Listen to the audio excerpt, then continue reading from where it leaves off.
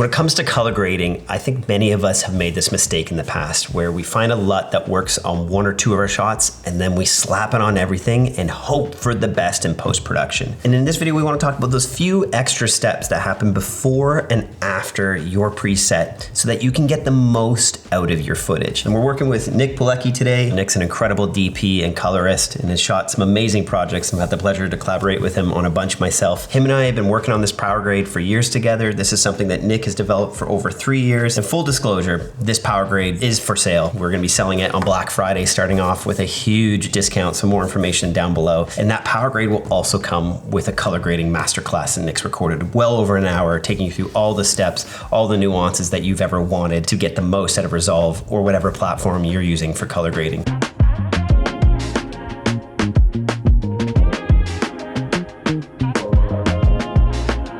Nick, let's jump into this right away. Let's talk about step number one when it comes to coloring, and this is setting up your color space. So step one is very important because if you don't set up your project correctly, all the work you do with spinning the wheels, raising gain, adding saturation, it could be inaccurate by the time you export or view it in any other monitor. So you kind of need to prepare things properly. So what I do is I go to File, Project Settings, and under Color Management, I make sure that my timeline color space is set to DaVinci Wide Gamut or Intermediate, and my output color space is Rec 709 Gamma 2.4. Gamma 2.4 is the industry standard for what you should be viewing under when making your corrections.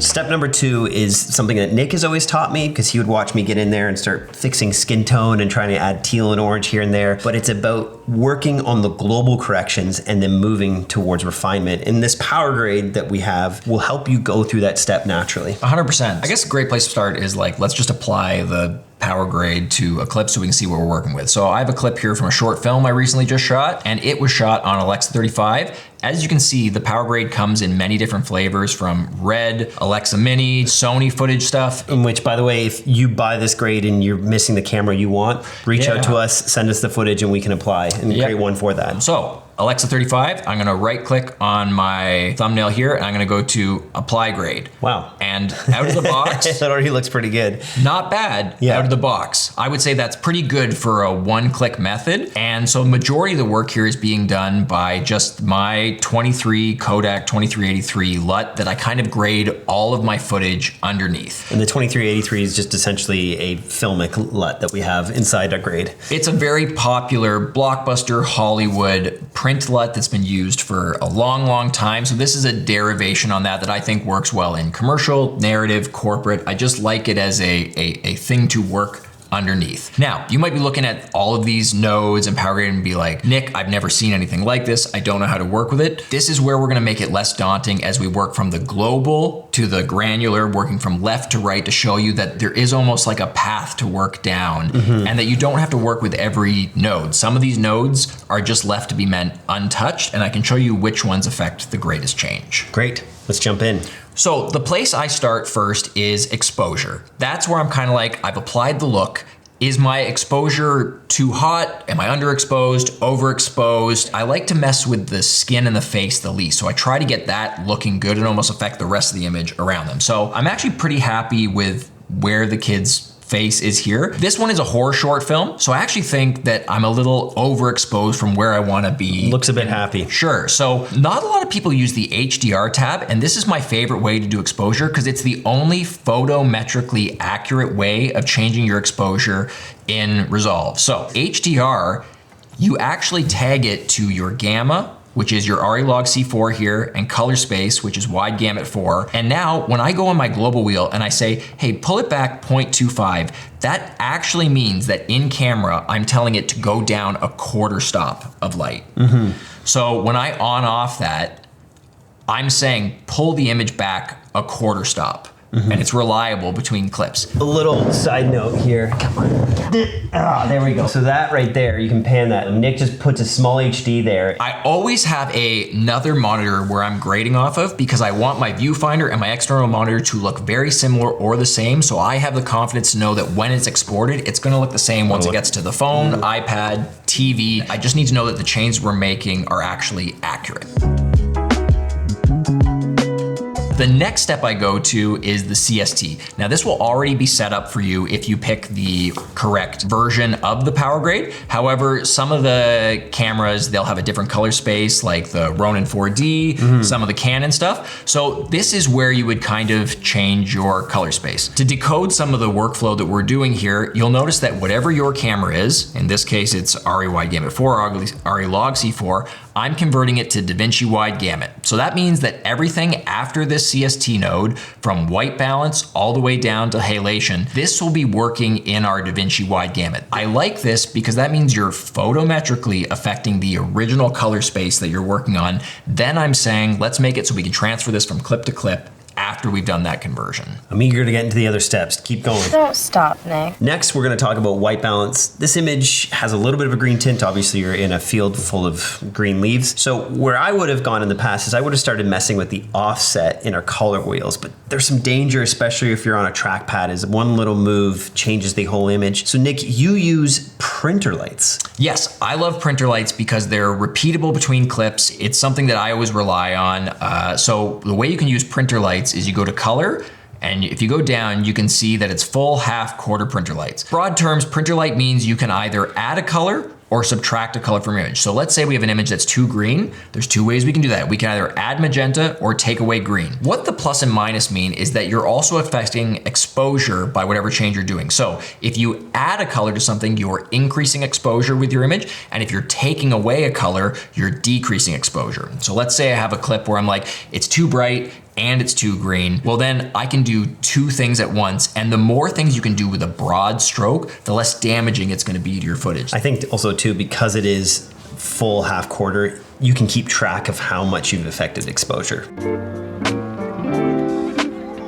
And as mentioned, if you want to get more into the details of what Nick's teaching, we have an extended color grading tutorial that comes part of your purchase with our PowerGrade. And that's available right now. This PowerGrade can be applied to any type of footage. And with that color tutorial, Nick will take you through how to get the most out of anything you've shot, especially the stuff that you've screwed up on. We'll teach you how to bring that back into the cinematic look that you intended on set. And Nick does this at the end of every shoot that he does. He quickly throws on this PowerGrade, does some tweaks, and sends out the footage. I've got to experience that with him on set, where by the next morning or sometimes even that evening, we as a team will have stills and clips from the shoot that we just did, getting to see how good the footage can actually look. And it's so exciting when it looked good on set and then it looks amazing in post-production. So if you want this PowerGrade, like we said, it's on sale right now. We have a huge Black Friday sale on it. And if you like Nick Bilecki's teaching, he's in both our Cinematic Eye and our Cinepath Pro course, where he goes in depth into cinematography and color grading. And those are both available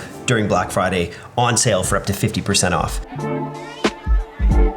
So after we've done our general exposure and white balance, we want to concentrate on contrast and saturation. There's kind of two ways that I approach contrast on my clips. Is you can do it from the contrast wheel here, and the pivot also affects this, which we'll get into more in the 60-minute video on how to manipulate both of these. The other way might be a bit more intuitive for people, is you go to your curves here. I love a curve. Curves are people understand them. Curves are great because you can kind of see where the image is being pulled down, where the image is being pulled up. It's less mathematic, it's more visual, I would say. So one trick I always use with my contrast is I go to the three dots on our curves here and I click on editable splines.